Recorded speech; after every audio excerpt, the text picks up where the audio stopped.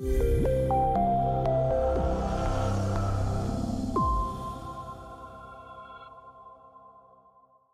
I have with me today Dr. Randy Santiago, and he's the clinical research director at Meditech, and they're the distributors of the Bioflex system, which I have many at my clinic at AccuBalance.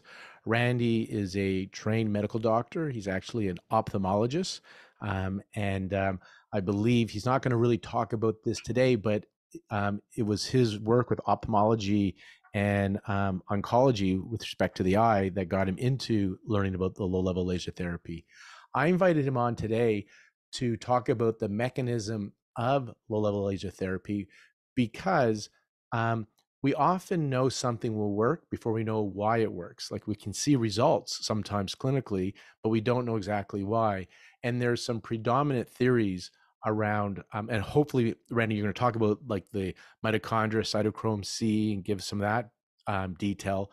But you also said that there's some other theories now of why PBM, photobiomodulation, also known as low-level laser therapy or cold laser, some of the mechanisms why we're seeing these clinical results and research. So if I missed anything in your introduction, please let me know, Randy, and looking forward to sharing your screen and letting us know some of the latest mechanisms for low-level laser therapy, or also known as PBM. No, that's good. We have so many of my patients they're nerds like you and I, in a sense. Like they want to know. They come, like some just come for treatment, get on the table, just make me feel better. They're happy to receive the treatments. And then many are like, I want to know why. And I love that too. Like for fertility, why are we doing this, right? Why are we doing this for fertility? How can it help? What's the mechanism? And so, and for the pain and for the head injuries. And so I'm so curious to see what you're going to share here for us today. I'm actually glad you mentioned that. I'm going to mention regarding fertility a bit later and how photobiomodulation might have like an effect on it. So as Lauren said, my title is the Meditech Nerd. We're both nerds here. So we're very interested in how this works. I had a short chat with a high school student and a college student who's interested in photobiomodulation. And the most common theme regarding their questions was, if we know it works, why do we need to figure out how it works? Because then if it gets broken, then we know how to fix it, which is probably the most important reason why we should know how photobiomodulation works. I'm first presenting these two papers, a perspective on the potential of opsins as an integral mechanism of photobiomodulation, and photobiomodulation therapy mechanisms beyond cytochrome C oxidase. I'm presenting them at the same time. One, because they were authored by what I consider the most valuable player on photobiomodulation research, which is Ann Liebert. And because there's a lot of thought right now that maybe the effect on cytochrome C oxidase in the production of adenosine triphosphate is not really the main event in photobiomodulation. And Randy, even because since a lot of this is the public, like our community, are you going to talk about, or is now okay to talk about cytochrome C, like the whole idea of how it was impacting the mitochondria for energy? Is this a good time to kind of mention that, or are you going to talk about that after? I will have a short introduction on that here. Okay. Okay, good. So let me first start with what is a porphyrin, or they're tetrapyrrole molecules called the pigments of life. And they have very large absorption peaks in the blue region of the spectrum. CCO, or cytochrome C oxidase, is one form of a porphyrin. Actually, there are three molecules in CCO, the two heme molecules and the one copper molecule there that is responsive. And they're actually, we use red and infrared in photobiomodulation. When we use the term photobiomodulation, it usually means red and near infrared. But actually, cytochrome C oxidase is responsive to several other wavelengths, including 2 wavelengths of blue and 1 wavelength of green. So you would wonder, why do we think then that the production of adenosine triphosphate via cytochrome C oxidase is the main cause or the main reason for photobiomodulation? Actually, we don't know. It is an attractive hypothesis, as I mentioned here. Photobiomodulation has been around since the 1960s, but no one has actually known the real mechanism of action. it's an attractive hypothesis, but it's very difficult to confirm because we can't do in vivo studies um, in our mitochondria to see if that's actually what happens. That is the currently accepted hypothesis.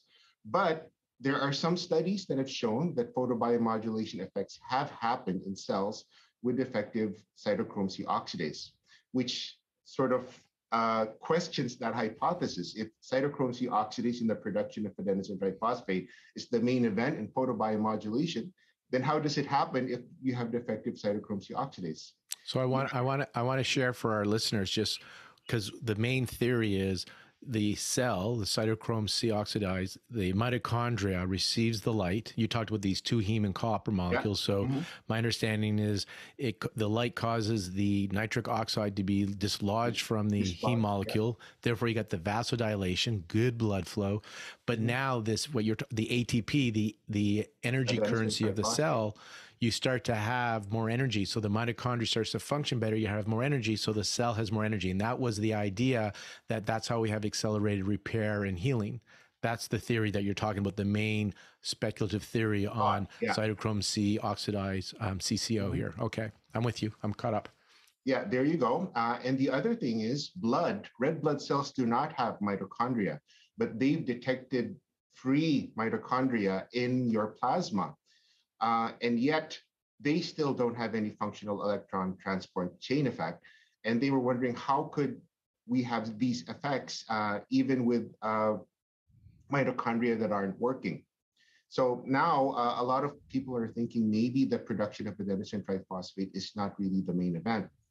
If you're regarding what you mentioned earlier, the purpose of nitric oxide attaching to your cytochrome C oxidase is to prevent the production of adenosine triphosphate. If you have an injured tissue, your body tries to move all its resources towards the functioning tissue. So the reason why there's nitric oxide there is so that a lot of the ATP production is shunted towards healthy tissue, and the sudden input of oxygen towards the injured tissue might actually make it worse because it's hyperoxygenation. It's an oxidative agent and might make things worse.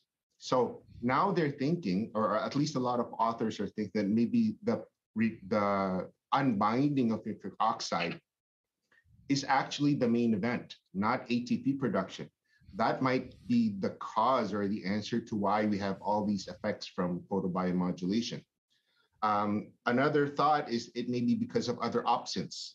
Opsins are ancient proteins with 7 alpha helical domains embedded in membranes with a lysine residue, bound to a non-protein retinal chromophore. We have a lot of opsins in our body, so they're thinking if it's not just cytochrome C oxidase, maybe it's other opsins that are responsive to light therapy. So the current thinking right now is photobiomodulation may involve the participation of opsins and other non-mitochondrial membrane-associated molecules and structures. I'm just mentioning these 4 opsins here that are present in a lot of our tissues, specifically in your brain. I won't delve into them too much because it's a rather long explanation for each and every one of them, but they do have their effects on our body, and them being opsins, they are responsive to light. Other molecules that may respond to light are your ion channels, your sodium and potassium channels, the production of transforming growth factors, your endoplasmic reticulum and your lysosomes. These are other cellular organelles that they found are also responsive to light. And the last one is a bit controversial. It's called autofluorescence. The concept behind autofluorescence is if you've been to a reef aquarium, you notice if they use blue light, a lot of these corals glow green. And Dr. Michael Hamblin started thinking that maybe this is the reason why photobiomodulation effects happen in deep tissues, even though the light actually doesn't reach it. They're thinking a lot of our cells actually autofluoresce in wavelengths that are not visible, near infrared. And maybe there is transmission of the effects. If we surface treat a tissue, it would eventually go down into the deeper tissues via autofluorescence. Can you elaborate on this? Because I'm just thinking now, I think of the fertility when I'm looking to hopefully get these photons to the ovaries, or to get the because we're wondering, can we get it that deep? So not so much getting the photons there, but can we get an effect at the level of the ovary? I'm thinking of people with hip and low back pain. Like it's really hard to get infrared light to that deep Very structure. bottom. So the speculation here is you're giving it on the surface, and then a cascade of events happen where the reaction reaches a deeper level. I'm not quite getting what's happening here with this Well, autofluorescence. what autofluorescence does is if a specific wavelength of light reaches certain tissues, they reflect back another wavelength of light. So the thought behind autofluorescence is if you use, say, for instance, red, that some of your tissues might actually reflect it back as infrared. Okay, so and that's why you gave the aquarium example. You put Yeah. blue light into the aquarium, and then the And you reef see these pushes corals out green. glow orange, green, Right. yellow, And purple. so we put red to the tissue. So let's red into the tissue in the lower abdomen, and then it starts to push out infrared. That's what Dr. Hamblin was thinking. Okay. This was a rather recent theory, but yeah, it's a viable theory because we never measure our own cells, whether they actually autofluoresce infrared, but maybe they do because it's an invisible wavelength. And regarding your treatment for the ovaries, aside from CCO, are there other explanations for photobiomodulation? Nitric oxide, as I mentioned, is increased by photobiomodulation. The question is, where is it coming from? Right now, we're thinking it's because of its unbinding from cytochrome C oxidase, but there are now authors that are thinking that maybe it's because light itself is encouraging the production of nitric oxide separate from cytochrome C oxidase via nitric oxide synthase, which is present in your mitochondria. They're present in your neurons, and they're present in your endothelium. If you're producing nitric oxide, maybe that's the only thing, because nitric oxide is a messenger. It's a secondary messenger that leads to a lot of secondary effects. So they're thinking the production of nitric oxide from other sources aside from cytochrome C oxidase might be the cause of a lot of these effects. Regarding reproductive health, it's been proven that nitric oxide does have an effect on, one, sperm motility, and two, follicular genesis. Right, the development of the follicle, the growth of the follicle. So they're thinking if there's a burst of nitric oxide and you use this for the purposes of reproductive health, then maybe that burst is enough to cause messages into your nucleus to be healthier, so to speak, increase motility for the sperm and producing better ova. Now, just a speculative question here. For the male, because the testes are superficial, so it's easy to access the photons to the sperm, but the ovaries are deep in the body. How do you get the photon still to the ovaries? Like, does the photon still have to reach the level of the follicle to impact follicular genesis? Some say, the photons in the blood can reach there. So I'm curious, from your understanding, what would you speculate the mechanism would be? Well, photons from the blood. When you go through that theory, we're only aiming for photons from either white blood cells. They're the only ones that have a mitochondria. Or the other theory is that where nitric oxide is being produced outside of the mitochondria into your red blood cells. Your red blood cells can produce nitric oxide because they still have the oxygen bearing capacity. Actually, if you have nitric oxide poisoning, you develop hemoglobinemia. So it's still possible for your red blood cells to produce these. So it would be an indirect effect, not necessarily it reaching the ovaries, but it could be an indirect effect secondary from illuminating your blood itself. Great. And the places to form the nitric oxide, you said, okay, the mitochondria, so the cytochrome C.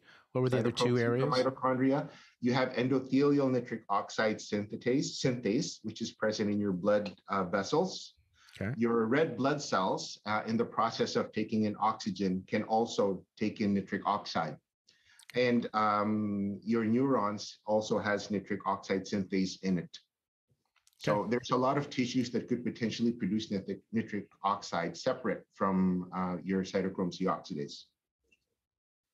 And another theory these days is what we call exclusion zone water. That's the zone water present here in between your mitochondrial membranes. They're saying that the higher wavelengths, not the ones that we use, the ones that are in the 1,000 nanometer range, can actually decrease the viscosity of this exclusion zone water, leading to increased production of adenosine triphosphate because it's easy for that pump, which is like a circular pump itself, to produce more adenosine triphosphate. They're also thinking that there's a transient potential receptor ion channels present in these membranes that are also responsive to light. And these are proteins which act as sensors for stimulus. This points towards what you were mentioning regarding the use of pulsing lights for neurological treatments. They don't see a point in using pulsing lights to improve neural stimulus.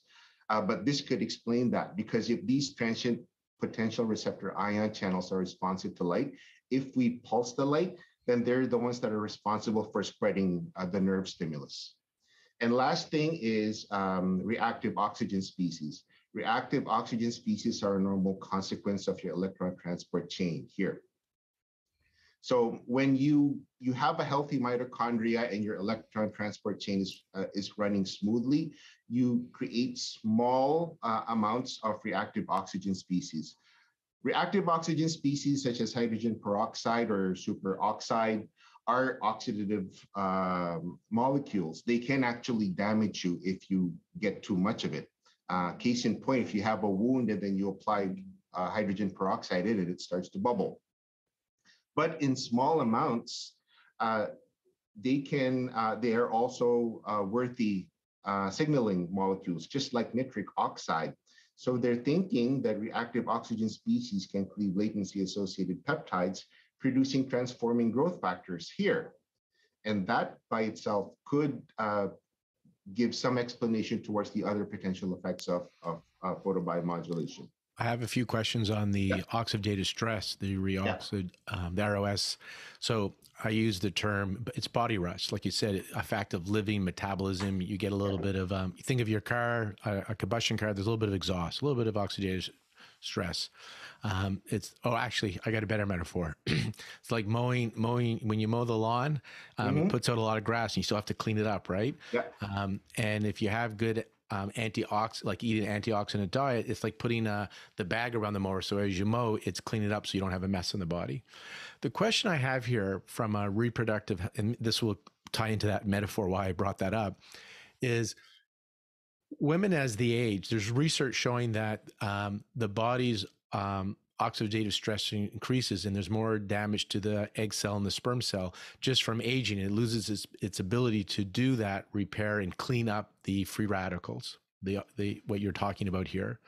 So if somebody already has, because of age, more ROS, more oxidative stress free radicals, and then we laser, then is that a bad thing because they already have stuff? Or is it because on a cellular level, we're giving a little bit of an input and it's going to cause the body to increase its mitochondrial function and clean up the ROS? I'm curious what your thought is, how this works. It's actually a good thing. As I put here, reactive oxygen species can be increased or decreased by photobiomodulation therapy. You would wonder if reactive oxygen species are produced during the electron transport chain, then how could it decrease it?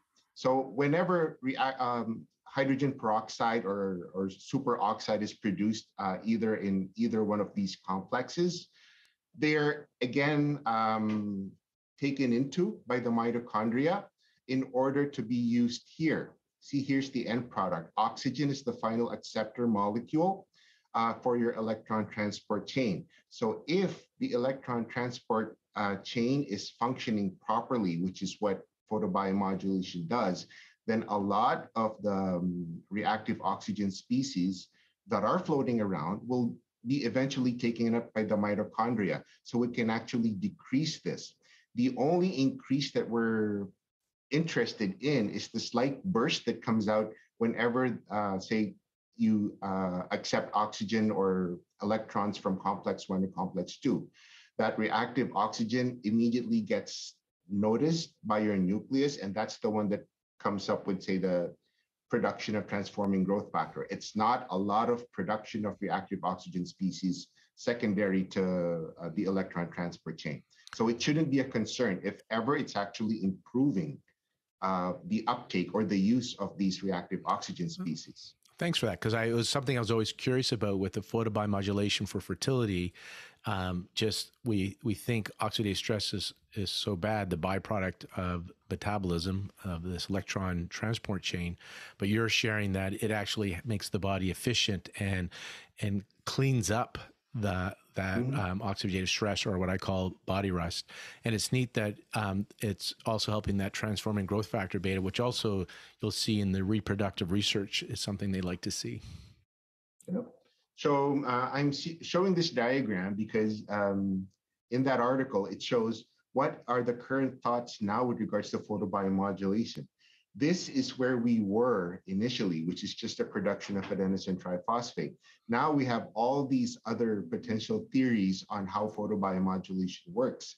And with all these potential theories coming out, I think that expands the potential application of photobiomodulation and gives us more, I guess, more purpose. And you're not discounting the ATP, the energy production. No. You're saying that it's doing so much more than just improving mitochondrial function.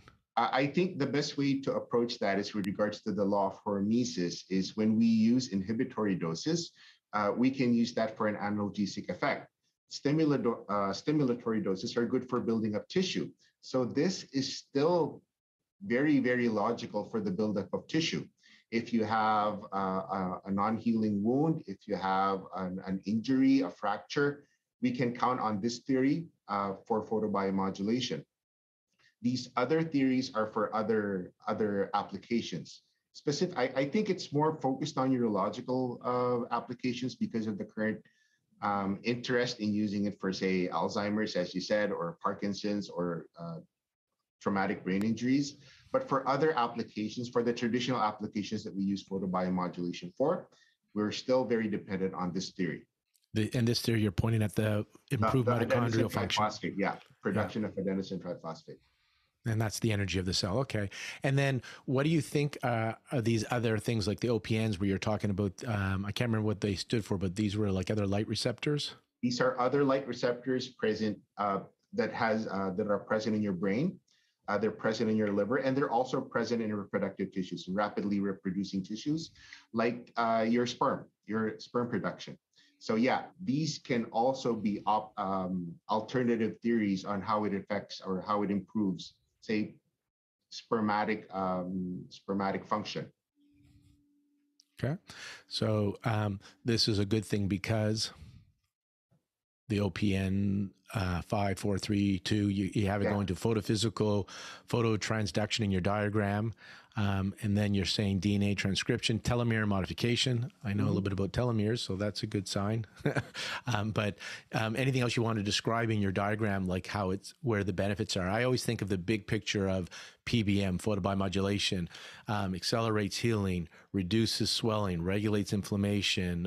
If I didn't say it, moves through the lymph, the edema, right? So what else are you thinking here? So if you see here, the production of adenosine triphosphate by itself is the end all of everything. But if you see through these other pathways, they eventually end up to two things: protein conformational change or DNA transcription. So there's a lot of things that could happen with DNA transcription. One is improve the production of tissues. And if you have an injury, this is what we're aiming for, mostly DNA transcription, telomere modification. Great, thank you. Okay, so another thing that we actually did this webinar sometime late last November. So a lot of people were asking me about this study regarding the lymphatic system and promising applications for augmenting the brain lymphatic system, because this study came out last year. So the brain lymphatic drainage system is basically the brain's way of removing waste and toxins. Your lymphatic system is where all the wastes, where all the white blood cells that have swallowed up, say, dead bacteria or dead cells eventually fall into. It's where your used red blood cells that are not functional anymore will eventually head into. So the brain does not have an actual lymphatic system. They call it the lymphatic system because they're thinking it's a mixture of glia, which is the supporting tissue of your brain, and lymphatic, which is the drainage system. So they call it the lymphatic system to consider it the brain's way of removing waste and toxins. So here's a good diagram of how wastes are formed. CSF production comes here. Wastes are formed in your interstitial tissues. Interstitial tissues are full of water. Eventually, a lot of those toxins get filtered out here in your meninges, and then they eventually get absorbed by your meningeal lymph vessels, eventually draining into your cervical lymph nodes. So why are we interested in the lymphatic system? Because a lot of studies have shown that the improved brain function with photobiomodulation, at least with studies on rodents, seem to be because of the effects on the lymphatic system itself, on the removal of toxins. So for instance, how do sleep affect lymphatics? Sleep is the primary driver of lymphatic clearance. Interstitial fluid, as I mentioned earlier, the fluid in between the brain tissues, increases fastest during non-REM sleep, aided by aquaporin 4. Increased interstitial fluid leads to faster removal of wastes like lactic acid and amyloid, which is your problem with Alzheimer's disease. And tau levels increase with sleep deprivation. Tau proteins are also associated with Alzheimer's.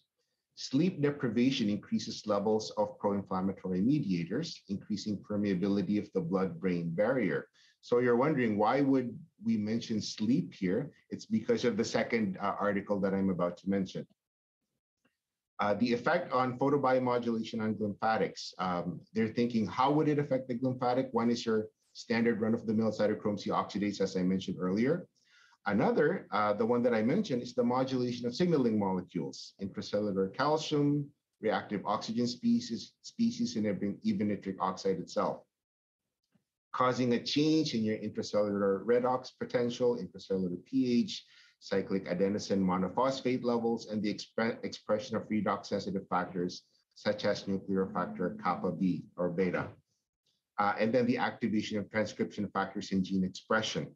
What would this do on your brain if you have brain damage? Everyone knows your neurons cannot reproduce.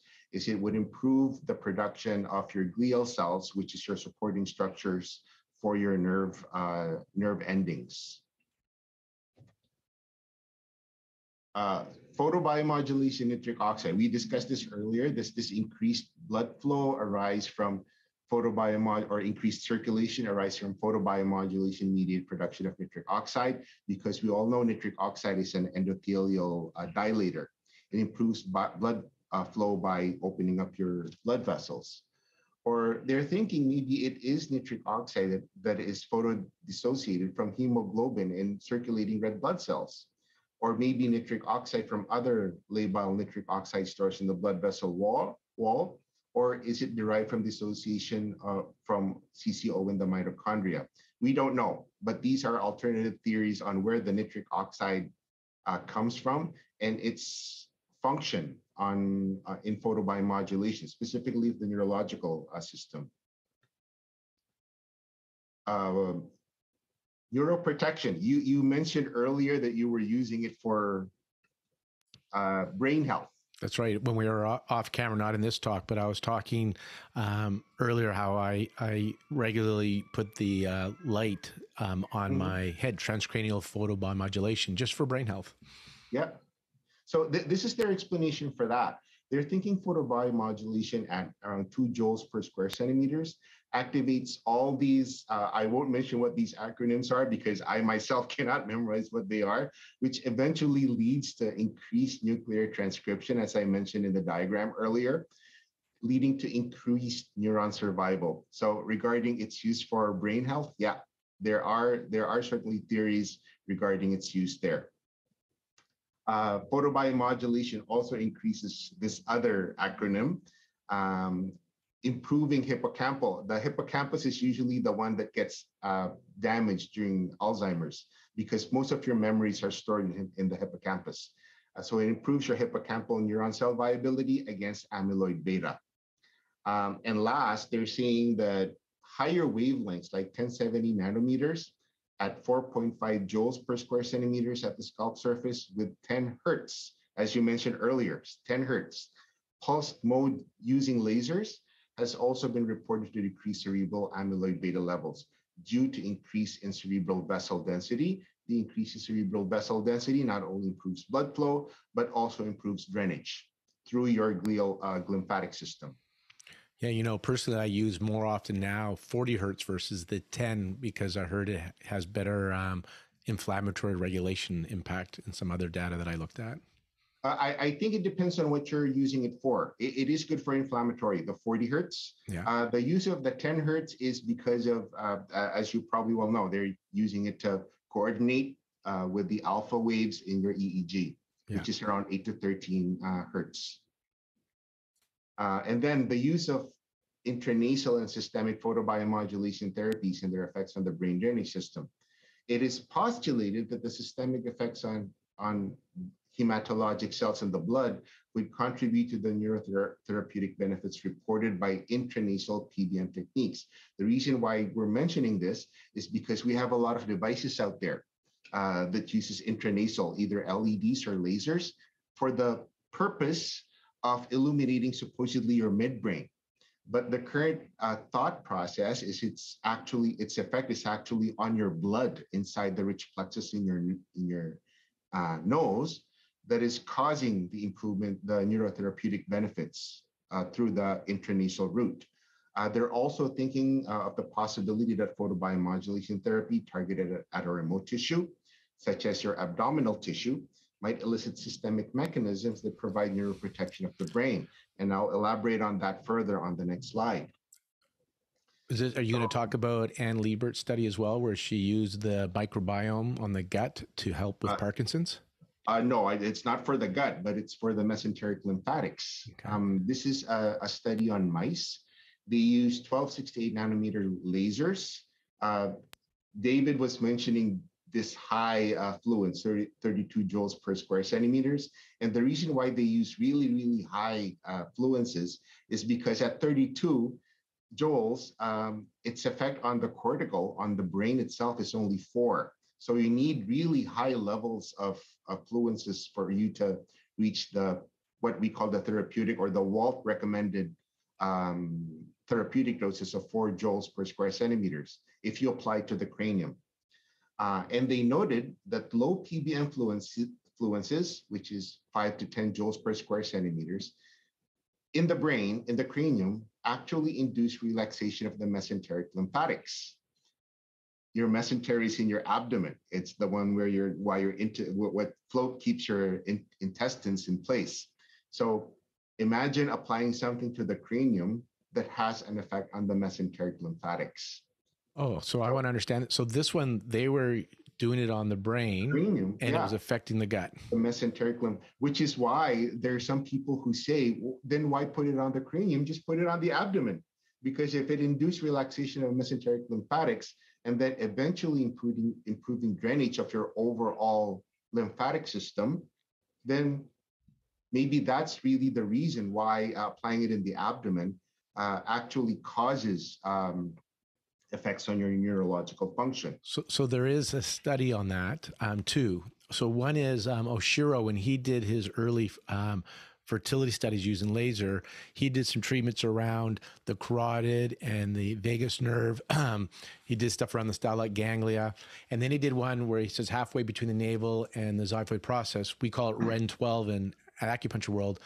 and I can't remember the feature that he's reaching, but and that's in Oshiro's research says he believed it created increased blood flow all over the body from a parasympathetic eliciting the parasympathetic nervous system, and therefore more blood to the ovaries.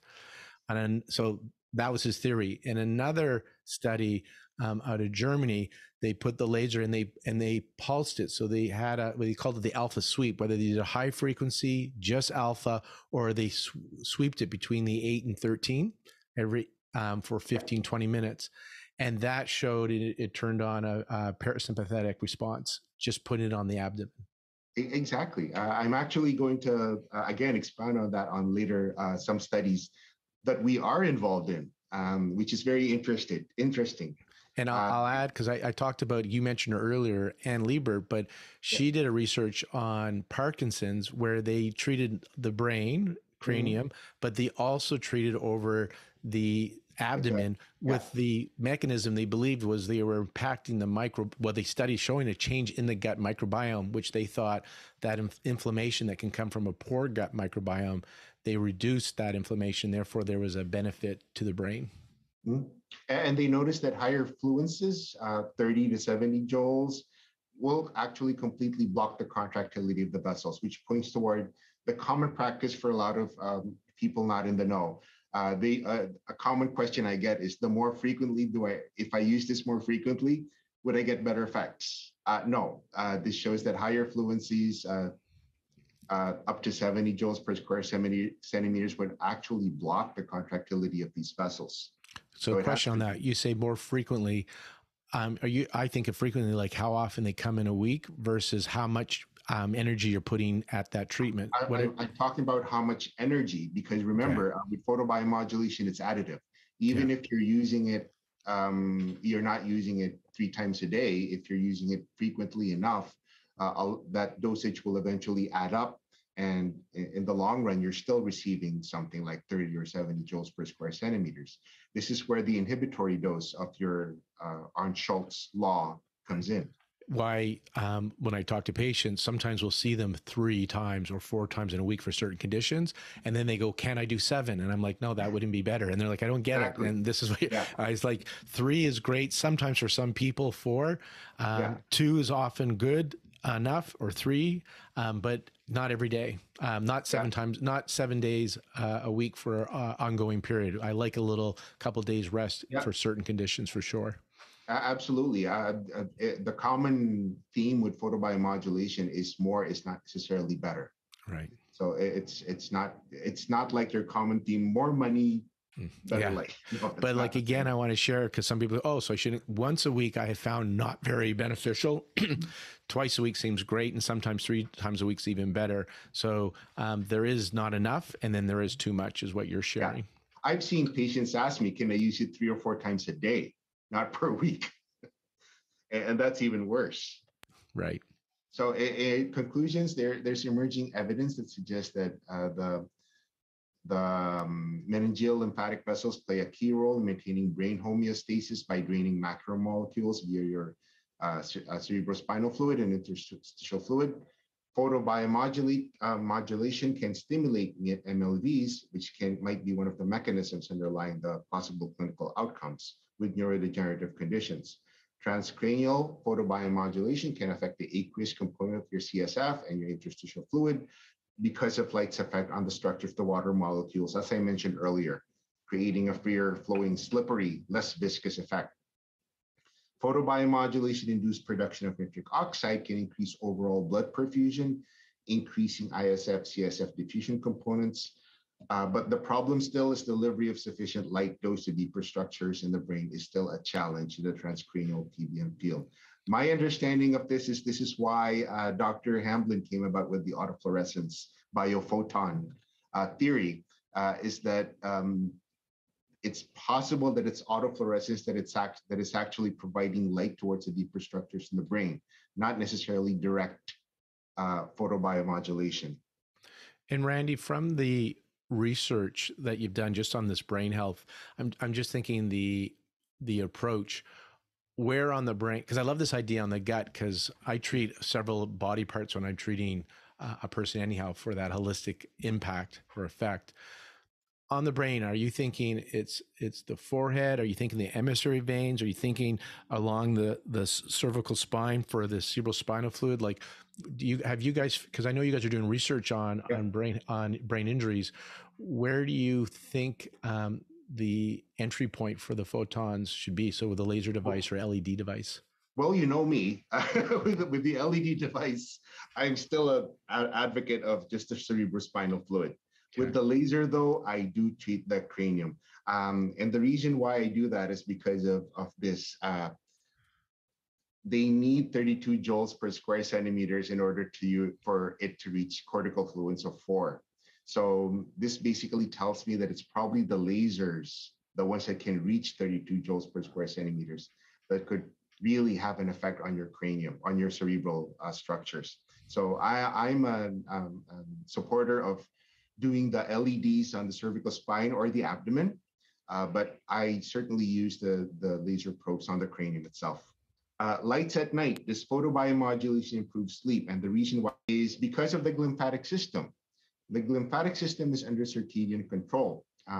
It correlates closely with the onset of slow wave brain activity, slower than your 10 hertz alpha waves, characteristic of slow wave non-REM sleep. Glymphatic activity reduces considerably, almost stops with a change to the faster wave patterns at the onset of wakefulness and during REM sleep, together with the activity of the ascending neurotransmitter systems. It should be noted that the range of wavelengths of light considered as photobiomodulation, the ones we use, 600 to 1,000 nanometers, have not been shown to suppress the brain release of melatonin, the key hormone in maintaining circadian rhythm and sleep. And this is important because photobiomodulation these days usually is not confined to 600 to 1,000 nanometers. Blue, I've seen a lot of devices that use blue, that use purple, that use green, that use yellow. And as I mentioned with the opsins earlier, and with cytochrome C oxidase, the two heme molecules and the copper molecules, they are actually responsive to blue and green, but the shorter wavelengths do suppress melatonin release. These longer wavelengths, 600 to 1,000 nanometers, have been suggested to promote the release of melatonin instead of inhibiting it. Whereas the blue, 380 to 500 nanometers, by contrast, has the reverse effect. By suppressing melatonin release and prolonged nighttime exposure, results in a poor quality of sleep. As you've heard a lot of people say, don't use your cell phones at night because your cell phones tend to concentrate more on the blue wavelengths than they are on the red and the near infrared. Authors suggest that nocturnal photobiomodulation, by stimulating the function of the glymphatic system of the brain at night, will form an effective non-pharmacological treatment that helps improve the overall quality, well, not just the overall quality of sleep, but hence the well-being and long-term health of many individuals.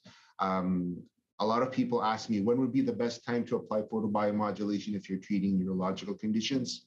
I follow this, I say, it's best if you can use it at night, if possible.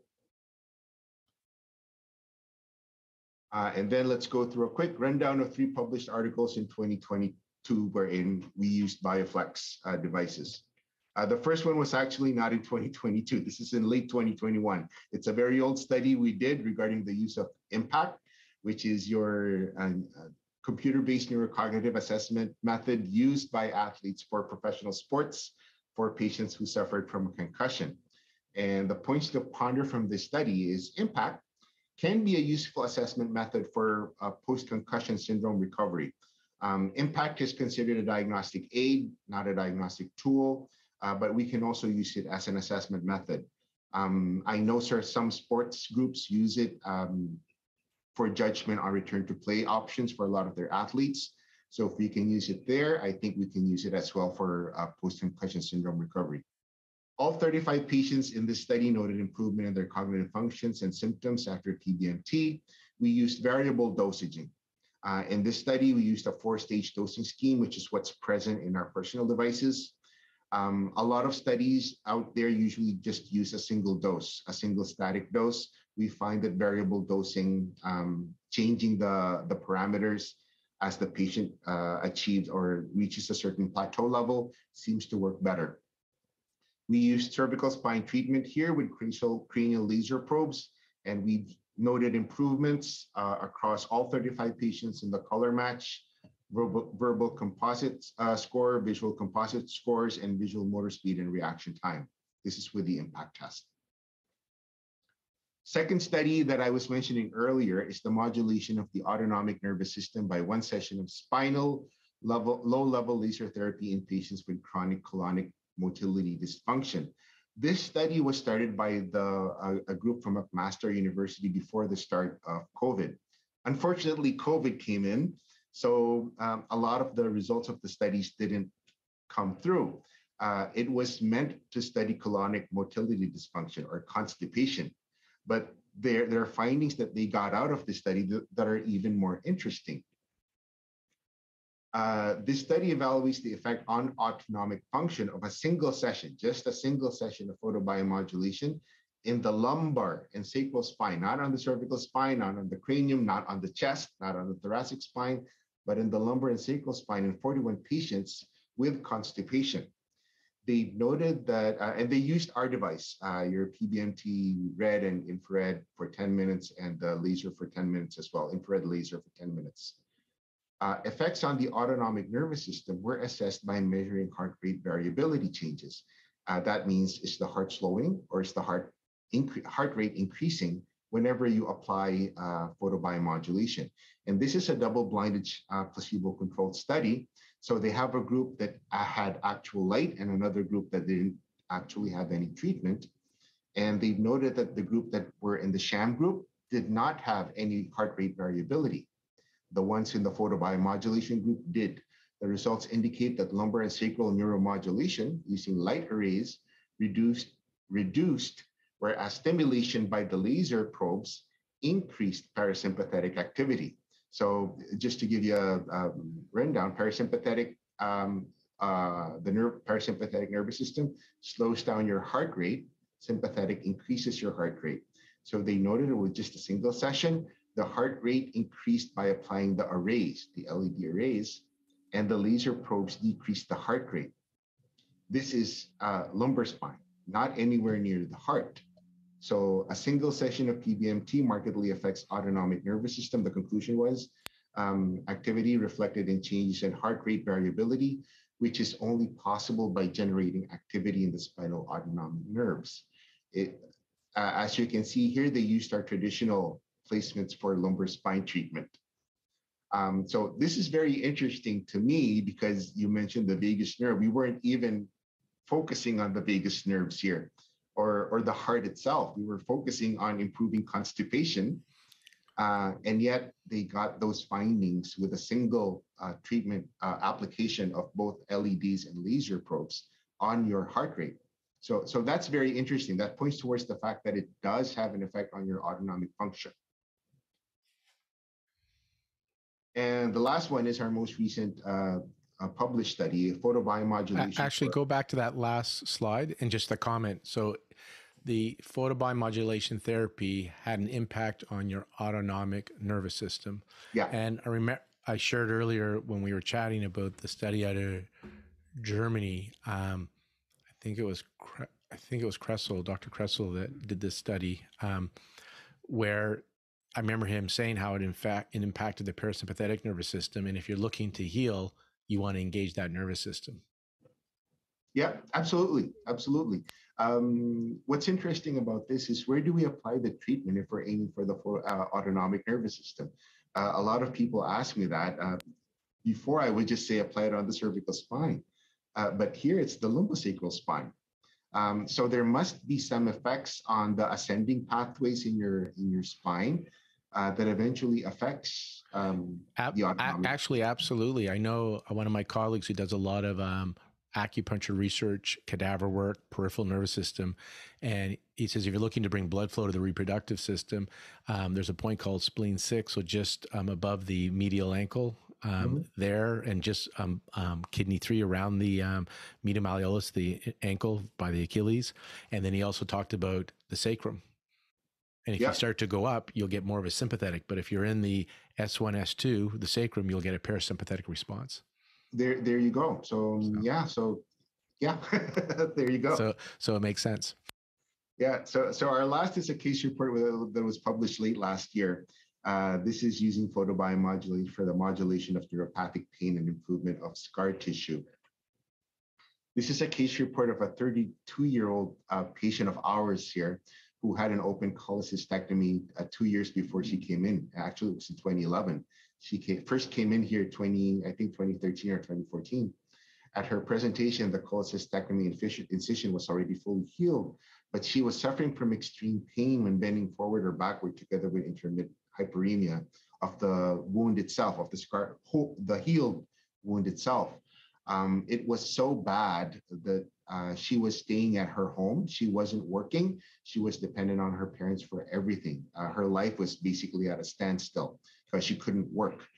They tried topical applications with lidocaine 5% ointment. They tried multiple epidurals and intercostal nerve blocks, which only gave relief from pain for 2 weeks, and then it came back. The diagnosis of her surgeons was surgically induced neuropathic pain secondary to having the subcutaneous nerve in that area where the cholecystectomy was done stitched during the closing of the incision. This was an open cholecystectomy. And the original surgeon was suggesting reforming the wound, but other surgeons were not open to it because they're worried that you might make it actually worse. So no one wanted to do that surgery. So she never had a reconstructive surgery after that. On presentation here, she was taking 6 tablets of Tylenol 3 with an opioid, codeine. She was taking escitalopram, an antidepressant, and lorazepam, an anti-anxiety benzodiazepine at bedtime. So she was in this, had tons of medication. She was taking tons of medications coming in here. She rated her pain as 10 on a 10 on the visual analog scale and 4/10 using the Douleur Neuropathique or DN4 questionnaire, which measures neuropathic pain as opposed to just nociceptive pain after, say, a wound. The family physician also noted that she had also depression, anxiety, adrenal insufficiency, and complex regional pain syndrome because just on touching that area, she screams from pain. This was her wound. This is 4 years after her cholecystectomy surgery. And you notice there's still a lot of hematoma formation in there that's gradually healing. This was the result of the appearance of the wound after at least 4 weeks of treatment. She continued treatment for an entire year after she came here. And she actually has a device. She does treatment every now and then for maintenance. She was weaned off her medication. She's not taking any more Tylenol 3, any more escitalopram, any more lorazepam, and eventually discontinued them. Her latest pain scores are just 1/10 on the visual analog scale and 0 on the DN4 questionnaire. Patient is now in full-time employment. Actually, she finished her doctoral degree when she started getting better. She lives alone, independently. And there's a lot of other things that I can't mention on air, too much information, but she's doing so well. And she attributes it a lot to the treatment that she went through here. To think that she was forced to come here by her family doctor because they tried everything and nothing was working. She came here, she thought, oh, this is just another treatment that won't work. And this is where she is right now. So as my mentor once said, the important thing is to not stop questioning. Curiosity has its own reason for existing. One cannot help but be in awe when one contemplates the mysteries of eternity, of life, of the marvelous structure of reality. It is enough if one tries to comprehend only a little of this mystery every day. By my... Yeah, right. Whose quote is that? Is that from Star Wars or Einstein? Einstein? That's Einstein. Yeah, I wish I'd have to laser my brain a little bit more to come up with a quote like that. Yeah, and regarding what you mentioned earlier, we're just the same age, Lauren. Yeah. So we're close to David's age. David is It's a David's David's older, older. And yes, when we're recording this, just right at the Lunar New Year of yep. the Water Rabbit of 2023, and that's why we were looking at when we recorded Today. David Canasco's. We looked at the studies of 2022, latest studies, and today we talked to you also about some of the mechanisms of why they seen it work. There's clinical studies showing it works, and this was like, so why is it working? So this was really entertaining and really informative more than that. So thanks, Randy, for that. I appreciate it. There you go. You're welcome. All right, wishing you a healthy, happy New Year. And you too. All right, cheers. Take care. You too. Bye.